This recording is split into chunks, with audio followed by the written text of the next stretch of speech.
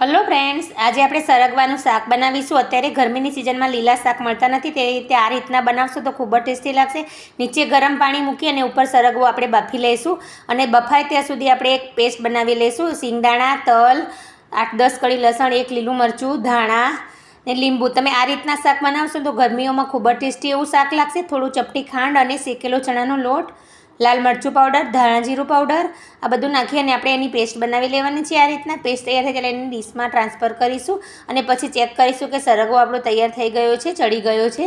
હવે આપણે એનો વઘાર મૂકીશું। 2 ચમચી તેલ, જીરું, ચપટી હળદર નાખીશું અને આપણે બનાવેલો મસાલો અંદર એડ કરી અને સારી રીતે એને કૂક કરી લેવાનું છે।